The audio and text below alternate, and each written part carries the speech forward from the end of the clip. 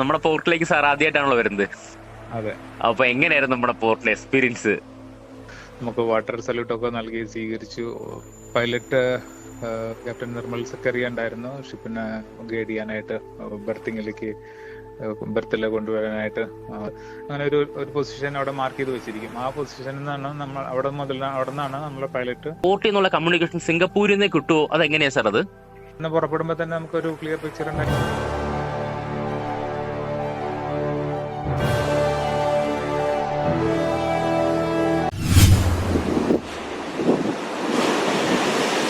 Hello friends, ലോകത്തിലെ തന്നെ ഏറ്റവും വലിയ കപ്പലായ MSC അയർണ ബെർത്തിങ് പൂർത്തിയാക്കി കഴിഞ്ഞ കാര്യം നമുക്കെല്ലാവർക്കും അറിയാം. അയർണയുടെ ക്യാപ്റ്റനായ മിസ്റ്റർ വില്ലി ആൻ്റണി സാർ നമുക്ക് 2 ദിവസം മുന്നേ ഔട്ടർ ആങ്കറേജിൽ വെച്ച് തന്നെ ഒരു ഇൻ്റർവ്യൂ നമുക്ക് തന്നിട്ടുണ്ടായിരുന്നു.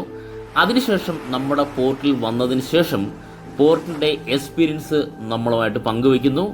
നമുക്ക് പോകാം ഡീറ്റെയിൽ വീഡിയോയിലേക്ക്.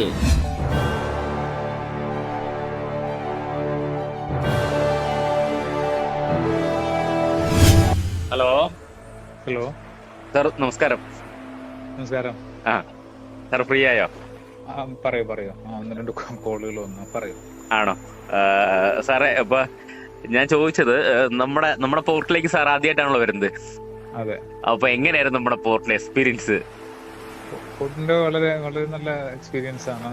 നമ്മൾ ഷിപ്പ് വന്നപ്പോൾ നമുക്ക് വാട്ടർ സല്യൂട്ടൊക്കെ നൽകി സ്വീകരിച്ചു. ഗംഭീര സ്വീകരണമായിരുന്നു. ഇതുപോലെ സ്വീകരണം ഇത് ഡെലിവറി എടുത്ത ടൈമിൽ കിട്ടിയിട്ടുണ്ട്. അത് കഴിഞ്ഞ് നമ്മുടെ സ്വന്തം നാട്ടിൽ കിട്ടിയതിൽ വളരെ വളരെ സന്തോഷമുണ്ട്. വളരെയധികം അഭിമാനം കൊള്ളുന്നു. വളരെ സ്മൂത്തായിട്ട് നമ്മൾ ബെർത്ത് ചെയ്തു. പൈലറ്റ് ക്യാപ്റ്റൻ നിർമ്മൽ സക്കറിയ ഉണ്ടായിരുന്നു ഷിപ്പിനെ ഗൈഡ് ചെയ്യാനായിട്ട്, ബെർത്തിലെ കൊണ്ടുവരാനായിട്ട്. ക്യാപ്റ്റൻ തുഷാർ ഉണ്ടായിരുന്നു. സോ അവരൊക്കെ വളരെ ഈ ഫീൽഡിൽ എക്സ്പീരിയൻസ് ആയിട്ടുള്ള പൈലറ്റ്സ് ആണ്. അപ്പോൾ എല്ലാം ഭംഗിയായിട്ട് വന്ന് ചേർന്നു. ഇവിടെ വെതറും കാലാവസ്ഥയും കഴിഞ്ഞ കുറച്ച് ദിവസങ്ങളായിട്ട് നല്ലതാണ്. അപ്പോൾ സോഫാർ എല്ലാം നന്നായിട്ട് പോണു.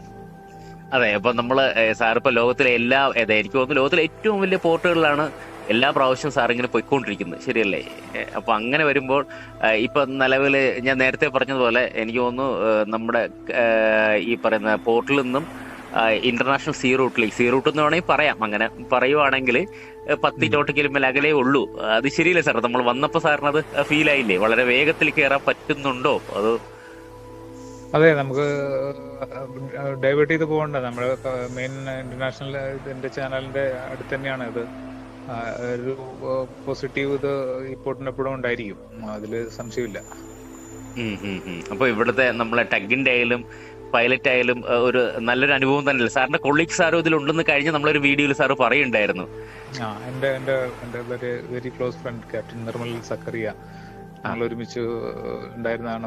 കുറെ കൊല്ലങ്ങളായിട്ടുള്ള ഫ്രണ്ട്ഷിപ്പാണ്. പുള്ളിക്കാരനാണ് ഷിപ്പ് ബെർത്തിലേക്ക് എടുത്തത്. പുള്ളിക്കാരനാണ് അത്. എല്ലാ പോർട്ടുകളിലും, ലോകത്തുള്ള എല്ലാ പോർട്ടുകളിലും ഉള്ള ഇതാണ് മറൈൻ പൈലറ്റ് എന്ന് പറഞ്ഞാൽ. ഇത് പൈലറ്റിനെ കുറിച്ച് പലർക്കും അറിഞ്ഞുകൂടാ. പൈലറ്റ് എന്തിനാണെന്നൊക്കെ ചിലർ ചോദിക്കും, എന്താ ആവശ്യം. അതെ, പലർക്കും യഥാർത്ഥത്തിൽ അറിയില്ല. അതുകൊണ്ട് ഞാൻ സാറിനോട് ചോദിക്കുമ്പോഴാണ് ഇപ്പോൾ നമ്മൾ പറയുന്നത് കട്ടിയും സാറ് പറയുമ്പോൾ സീനിയർ ക്യാപ്റ്റനാണ് സാർ. ഞാൻ ഇന്റർവ്യൂലൊക്കെ എടുത്തു കഴിഞ്ഞാൽ പബ്ലിസിറ്റി ചെയ്തപ്പോൾ പലരും പറയുകയാണ് ഒരു സീനിയർ ക്യാപ്റ്റൻ്റെ അടുക്കെ നല്ലൊരു ഇന്റർവ്യൂ ആയിരുന്നു. എനിക്കത് ഭയങ്കര സന്തോഷമായി കേൾക്കുമ്പോൾ. കാരണം നമുക്കൊരു അഹങ്കാരമുണ്ട്, മലയാളികളുടെ അഹങ്കാരമാണ് സാറ്. കാരണം നമ്മുടെ ഒരു മലയാളിയാണ് ലോകത്തിലെ ഏറ്റവും വലിയ ക്യാപ്റ്റൻ, സീനിയർ ക്യാപ്റ്റൻ എന്ന് പറയുമ്പോൾ നമുക്ക് അഹങ്കാരം തന്നെയാണ് മലയാളികൾക്ക്, ഒന്നും പറയാനില്ല. അതെല്ലാവർക്കും അത് വളരെ സന്തോഷമുള്ള നിമിഷം തന്നെയായിരുന്നു. സാറ് ഇങ്ങനെ കൂടുതൽ കാര്യങ്ങൾ നമുക്ക് വളരെ സിമ്പിളായിട്ട് സാറ് കാര്യങ്ങൾ പറഞ്ഞ് മനസ്സിലാക്കുന്നത്. അതാണ് എനിക്ക്. കാരണം കപ്പൽ ടൈംസും കപ്പലിന്റെ വാക്കുകളൊക്കെ ചിലർക്ക് അറിയില്ല, എനിക്ക് പോലും അറിയില്ല, സത്യമാണ്.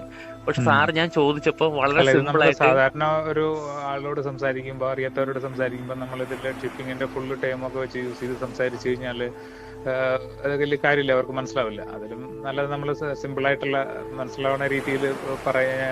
ചിലപ്പോൾ കേൾക്കുന്നവർക്ക് തോന്നും എന്താ ക്യാപ്റ്റൻ ഇങ്ങനെ സംസാരിക്കണെന്ന്. പക്ഷെ അങ്ങനെയുള്ളവർക്ക് മനസ്സിലാവണമെങ്കിൽ അങ്ങനെ സംസാരിക്കണം.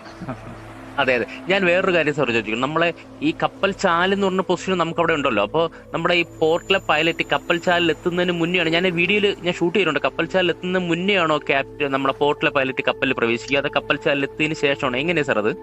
അവിടെ കപ്പൽ ചാൽ എന്ന് പറയുന്നത് ഈ ബ്രേക്ക് വാട്ടറിന്റെ പുറത്ത് ബോയ്ഡ് ചാനലുണ്ട്. അതെ അതെ, ഞാൻ കണ്ടായിരുന്നു. അതെ അതെ അതെ. അപ്പൊ അതിന് മുമ്പായിട്ട് പൈലറ്റ് ബോർഡിംഗ് ഗ്രൗണ്ട് എന്ന് പറയും ഒരു പൊസിഷൻ ഉണ്ട്. അത് ബോട്ടുകൾ ഉണ്ടാക്കുന്ന സമയത്ത് തന്നെ അത് അങ്ങനെ ഒരു പൊസിഷൻ അവിടെ മാർക്ക് ചെയ്ത് വെച്ചിരിക്കും. ആ പൊസിഷനിൽ നിന്നാണ് നമ്മൾ അവിടെ നിന്നാണ് നമ്മളെ പൈലറ്റ് ബോർഡ് ചെയ്തിട്ട് ടഗിലോ പൈലറ്റ് ബോട്ടിലോ വന്ന് ബോർഡ് ചെയ്തിട്ട് അവിടെ നിന്നാണ് അവര് പിന്നെ ഉള്ളിലേക്ക് കൊണ്ടുവരുന്നത്. ഓ, അപ്പൊ ആ പൊസിഷനിൽ എത്തുമ്പോൾ നമ്മൾ എല്ലാ കപ്പലും അവിടെ സ്റ്റോപ്പ് ചെയ്യും, അവിടെ നിന്നാണ് പിന്നെ ഇങ്ങോട്ട് വരുന്നത്. അവിടെ സ്റ്റോപ്പ് ചെയ്യും. അവിടെ സ്റ്റോപ്പ് ചെയ്ത് നിർത്തല്ല, മൂവ് ചെയ്തുകൊണ്ടിരിക്കുന്നതായിരിക്കും. ആ മൂവ് ചെയ്തുകൊണ്ടിരിക്കുന്ന ഷിപ്പിലാണ് അവര് വന്ന് ബോർഡ് ചെയ്യണത്. ഓക്കെ ഓക്കെ സാറേ, ഞാൻ ഇനി ഒരു സംശയം ചോദിച്ചോട്ടെ. നമ്മൾ ഈ സിംഗപ്പൂർ പോർട്ടിൽ നമ്മൾ വിഴിഞ്ഞം പോർട്ടിലേക്ക് വരുന്ന സമയത്ത് തന്നെ നമുക്ക് ഷെഡ്യൂൾഡ് വിഴിഞ്ഞം ഇന്ന സമയത്താണല്ലോ, അപ്പൊ നമുക്ക് ഈ പോർട്ടിൽ നിന്നുള്ള കമ്മ്യൂണിക്കേഷൻ സിംഗപ്പൂരിൽ നിന്ന് കിട്ടുമോ, അതെങ്ങനെയാ സാർ അത്? ഇല്ല, അത് കിട്ടില്ല. അത് വെസലിന് ഒരു ഷെഡ്യൂൾ ഉണ്ട്, അതനുസരിച്ച് വെസൽ അവിടുന്ന് പുറപ്പെടും. ആ ഷെഡ്യൂളിൽ ഇവിടെ നമ്മൾ എത്താനായിട്ട് എത്തും. പിന്നെ അതനുസരിച്ച് ഇവിടെ പോർട്ടിൽ ചില മിക്ക സമയങ്ങളിൽ നമ്മൾ ഇവിടുത്തെ ബെർത്ത് അവൈലബിലിറ്റി അനുസരിച്ച് നേരിട്ട് ബെർത്താവും. പിന്നെ എന്തെങ്കിലും വെതർ മോശമാണെങ്കിൽ നമുക്ക് കുറച്ച് വെയിറ്റ് ചെയ്യേണ്ടി വരും, അല്ലെങ്കിൽ നമ്മൾ കാർഗോന് വെയിറ്റ് ചെയ്യണമെങ്കിൽ അങ്ങനെ വെയിറ്റിംഗ് വരാം. ഡിപ്പെൻഡ് അപ്പോൺ സിറ്റുവേഷൻസ് മാറി മാറി വരാം കാര്യങ്ങൾ. ഇവിടെ പറയൂ സാർ. ഇവിടെ അവിടെ നിന്ന് പുറപ്പെടുമ്പോൾ തന്നെ നമുക്കൊരു ക്ലിയർ പിക്ചർ ഉണ്ടായിരിക്കണം നിർബന്ധമില്ല. ചില കേസുകളിൽ ഉണ്ടായിരിക്കാം, അവർക്ക് ഓൾറെഡി അറിയാം വേറെ തിരക്കൊന്നും ഇല്ലാത്ത പോർട്ടാണ്, വേറെ ബെർത്തിങ്ങും വേറെ ഷിപ്പുകളിലെ ബെർത്തിങ്ങും ഷെഡ്യൂളൊന്നും ഇല്ലെങ്കിൽ നമുക്ക് അപ്പോൾ തന്നെ കിട്ടും. അങ്ങനെ ചില സമയത്ത് അങ്ങനെ കിട്ടിയെന്ന് വരില്ല, വെയിറ്റിംഗ് വരും. ബട്ട് അതെല്ലാം ഈ വെസലിന്റെ ഷെഡ്യൂളിൽ ഇൻകോർപ്പറേറ്റഡ് ആക്കിയിട്ടുണ്ടായിരിക്കും ഇത്ര ദിവസത്തില്. അത് കമ്പനികൾ അവരുടെ ഇതിൽ ചെയ്യുന്നതാണ്. അവര് ആരുടെ കാർഗോ ആണോ കയറ്റുന്നത് അവരുമായിട്ടുള്ള അവരെയൊക്കെ ഓൾറെഡി അറിയിച്ചിരിക്കും. അപ്പോൾ 2 ദിവസം 3 ദിവസം പുറത്ത് വെയിറ്റ് ചെയ്തെന്ന് ഷിപ്പ് അത് കാർഗോ കൊണ്ടുവരുന്നത് ഡിലേ ആക്കി അങ്ങനെ ഒരു മീനിങ് അർത്ഥം അതിന് വരുന്നില്ല.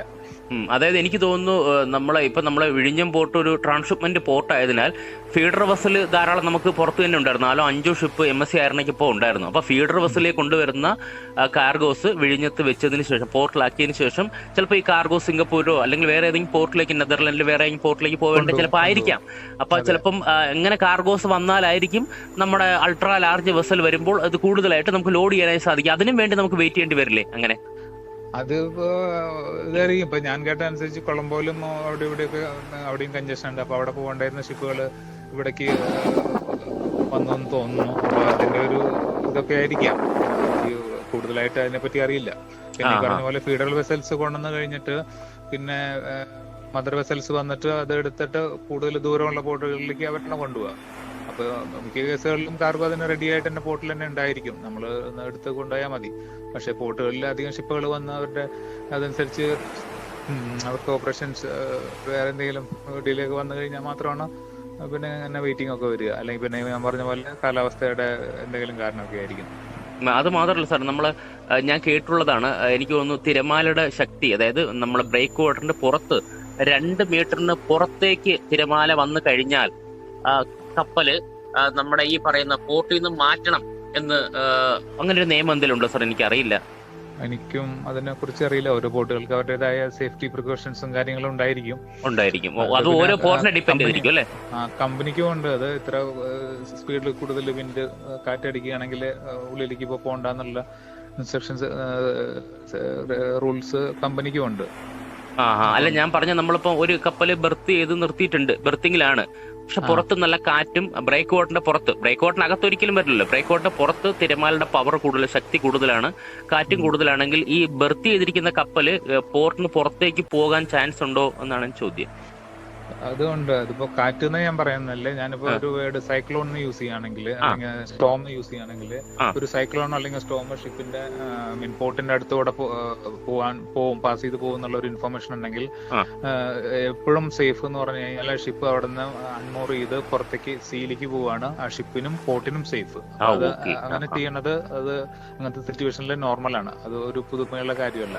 അല്ലെങ്കിൽ കാറ്റ് വന്ന് അടിച്ച് ഷിപ്പ് അങ്ങനെ അനങ്ങി ഷിപ്പിനും കേടായിരിക്കും, അത് പോർട്ടിനും കേടായിരിക്കും. അപ്പൊ അത് കാരണം അങ്ങനെയുള്ള സന്ദർഭങ്ങളിൽ ഷിപ്പ് പുറത്തേക്ക് വിടും. പുറത്തായിരിക്കുമ്പോൾ പിന്നെ പോർട്ടിനും കുഴപ്പമില്ല, ഷിപ്പിനും അത് സേഫാണ്, കുഴപ്പമില്ല, കടലിൽ കുഴപ്പമില്ലല്ലോ.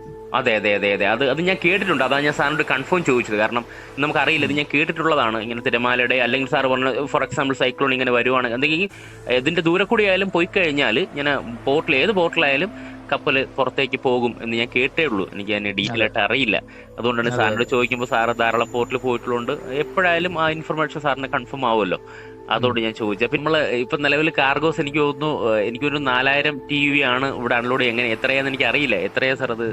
ഏകദേശം 3000 TEU അല്ല, കണ്ടെയ്നേഴ്സ് പറയുകയാണെങ്കിൽ ഏകദേശം 3000 ഡിസ്ചാർജിങ് ഉണ്ട്. അത്രത്തോളം തന്നെ കയറുന്നുണ്ട്. അപ്പൊ ഇനിയിപ്പോ നമുക്കിപ്പോ 16.2 മീറ്റർ ഡ്രാഫ്റ്റ്, പക്ഷെ കൂടുതൽ കണ്ടെയ്നർ കയറ്റുവാണെങ്കിൽ ഡ്രാഫ്റ്റ് ചെറിയൊരു വേരിയേഷൻ കൂടാൻ ചാൻസ് ഉണ്ട് അല്ലേ? ചിലപ്പോ കുറച്ച് കൂടും. Okay okay okay. അപ്പൊ സാർ ഇന്നുകൂടെ വേണം, നാളെ കൊണ്ടോ? ഒന്നും അറിയില്ല. നാളെ കൂടി ഉണ്ടെന്നാണ് എന്നോട് പറഞ്ഞിരിക്കുന്നത്. ഓപ്പറേഷൻസ് എങ്ങനെയാണ് പ്രൊസീഡ് ചെയ്യുന്നത് അതനുസരിച്ച് നേരത്തെ ആവില്ല, എന്തായാലും നാളെ തന്നെ, ചിലപ്പോ വൈകുന്നേരം അല്ലെങ്കിൽ നൈറ്റ് ആവാം. ഇന്ന് വൈകുന്നേരം എനിക്കൊരു അപ്ഡേറ്റ് കിട്ടുമെന്ന് വിചാരിക്കണം അവര് ഓപ്പറേഷൻ സ്പോട്ടിൽ നിന്ന്. ആണോ? ഇന്ന് വൈകുന്നേരം കൂടി അറിയാൻ സാധിക്കും അല്ലേ? അങ്ങനെയാണ്. ഇവിടെ നിന്ന് പിന്നെ അടുത്ത ഏത് പോർട്ടിലേക്ക് പോണത്? ഞാൻ പറഞ്ഞല്ലോ, സ്പെയിനിലേക്ക് പോകുന്നു. സ്പെയിനിലേക്ക്, വെലൻസിയ പോർട്ട് അല്ലേ? Okay okay. അപ്പൊ നേരെ ത്രൂ അവിടെ തന്നെയാണ്. നെക്സ്റ്റ് ഇവിടെ എത്ര ദിവസം വേണ്ടി വരും സാർ അവിടത്തേക്ക്? ഇവിടുന്ന് ഞങ്ങള് പോയാല് ഇപ്പൊ നാളെ 11, പിന്നെ ഈ മാസം തീരാനായിട്ട് 19 ദിവസം, ഞങ്ങളൊരു 22 ദിവസം 23 ദിവസം എടുക്കും. 20 ദിവസം എടുക്കും. അപ്പൊ ഞാൻ ഈ സാർ ചോദിക്കും, സാർ ഈ ക്യാപ്റ്റൻ റാങ്കിൽ നിൽക്കുമ്പോൾ സാറിന് ഒരു ഇന്റർവെൽ ഇല്ലേ? അത് എത്ര മാസം കൂടുമ്പോഴാണ് ഇന്റർവെൽ വരിക? എനിക്ക് 3 to 4 months കോൺട്രാക്ട് ആണ്. 3 to 4. അത് കഴിഞ്ഞ് വേറെ കപ്പലിലാണോ അതോ എങ്ങനെയാ? ലീവില് വീട്ടിൽ പോകും, പിന്നെ ലീവ് കഴിഞ്ഞിട്ട് പിന്നെ നമ്മൾ അടുത്ത കപ്പലിൽ വരും. അപ്പൊ എല്ലാ കപ്പലും എക്സ്പീരിയൻസ് ചെയ്യാൻ സാധിക്കും? യെസ്, എല്ലാ കപ്പലെന്ന് പറഞ്ഞാൽ കമ്പനി ഏതാണ്, ആ കമ്പനിയിൽ എത്ര ഷിപ്പുകളുണ്ട്, എന്ത് ടൈപ്പ് ഷിപ്പുകളുണ്ട്. അല്ല, ഇപ്പൊ കണ്ടെയ്നർ കപ്പൽ മാത്രമായിരിക്കോ അതോ ബൾക്ക് കാരിയർ, ഓയിൽ ടാങ്കർ അങ്ങനെയൊക്കെ ആയിരിക്കോ? അതിൽ ഓരോരുത്തരുടെ എക്സ്പീരിയൻസ്, പ്രീവിയസ് എക്സ്പീരിയൻസ് എന്തായിരിക്കും അതനുസരിച്ചായിരിക്കും അവർക്ക് നമ്മൾ അതിനെ അപ്രോച്ച് ചെയ്യുക. കമ്പനികൾ അതനുസരിച്ച് നമുക്ക് ജോബ് തരുന്നത് അങ്ങനെയാണ്. നമുക്ക് ടാങ്കർ എക്സ്പീരിയൻസ് ഇല്ലെങ്കിൽ നമുക്ക് ഇപ്പൊ പോയിട്ട് അതിൽ ക്യാപ്റ്റൻ ആണെന്ന് പറഞ്ഞു കഴിഞ്ഞാൽ അത് നടക്കുന്ന കാര്യമല്ല. ഓക്കെ, ശരി. ഇപ്പൊ സാറിന് ഈ എനിക്ക് തോന്നുന്നു കണ്ടെയ്നർ കപ്പലിലാണ് ഏറ്റവും കൂടുതൽ, അങ്ങനെ തന്നെയല്ലേ എക്സ്പീരിയൻസ് ഉള്ളത്? കണ്ടെയ്നറിലാണ് സ്പെഷ്യലൈസ് ചെയ്തിരിക്കുന്നത്. അപ്പൊ സാറ് പിന്നെയും റിന്യൂ ചെയ്ത് പോകുമ്പോഴേക്കും അടുത്ത ചിലപ്പോ MS തന്നെ ആവണമെന്നുണ്ടോ സാർ? അത് വേറെ എങ്ങനെ വേണമെങ്കിലും ആവാം. നമുക്ക് MSc തന്നെ താല്പര്യം ഉണ്ടെങ്കിൽ നമുക്ക് MSc കണ്ടിന്യൂ ചെയ്യാം. ഒരു ജോബ് തരികയാണെങ്കിൽ അങ്ങനെ കൂടി പറയണമല്ലോ. അതെ, അതൊരു പോയിന്റ് ആണ് സാറ്. വളരെ സിമ്പിൾ ആയിട്ട് കൊള്ളാം. അങ്ങനെ തന്നെ ജോബ് തരുവാണെങ്കിൽ നമുക്ക് MSc അല്ലെങ്കിൽ വേറെ കമ്പനി ആണെങ്കിൽ നമുക്ക് വേറെ ബെറ്റർ ഇതുണ്ടെങ്കിൽ അങ്ങനെ നോക്കാം. ഞാനിപ്പോ ഇവിടെ കുറെ കൊല്ലങ്ങളായിട്ട് ഇവിടെ ഉണ്ട്, ഭംഗിയായിട്ട് പോണു. MSc നല്ലൊരു ട്രീറ്റ് സാറിന് തരുന്നുണ്ട്, അല്ലെങ്കിൽ നല്ലൊരു വേക്കൻസി സാറിന് തരുന്നുണ്ട് ഇവിടെ. അതുകൊണ്ട് MSc തന്നെ പോകുന്നുണ്ട്. അപ്പൊ അടുത്തും വരുമ്പോ MSc തന്നെ ആയിരിക്കും, പറയാൻ പറ്റില്ല, അങ്ങനെ തന്നെ ആയിരിക്കും. ഇതുവരെ അങ്ങനെ ആയിരുന്നു. അതെ. ഓക്കെ. പിന്നെ വളരെ ഉപകാരം. ഞാൻ പോകുന്നതിന് മുന്നേ ഞാൻ സാറിനെ വിളിക്കും, ഞാൻ സംശയങ്ങൾ ചോദിക്കും. Okay, thank you sir. ശരി, ഓക്കെ. ബൈ. ഫ്രണ്ട്സ്, ഈ വീഡിയോ ഇഷ്ടപ്പെട്ടാൽ വീഡിയോ ഷെയർ ചെയ്യുക, ലൈക്ക് ചെയ്യുക, കമൻറ്റ് ചെയ്യുക. അതോടൊപ്പം ഈ ചാനൽ സബ്സ്ക്രൈബ് ചെയ്ത് നമ്മുടെ ഫാമിലി മെമ്പറിൽ ഒരു അംഗമായി കഴിഞ്ഞാൽ നമ്മുടെ സ്വന്തം വിഴിഞ്ഞം ഇൻ്റർനാഷണൽ സീഫുഡ് ട്രിവാൻഡ്രത്തിൻ്റെ എല്ലാ അപ്ഡേഷനും ആദ്യം തന്നെ നോട്ടിഫിക്കേഷൻ ലഭിക്കുന്നതായിരിക്കും. Thank you friends.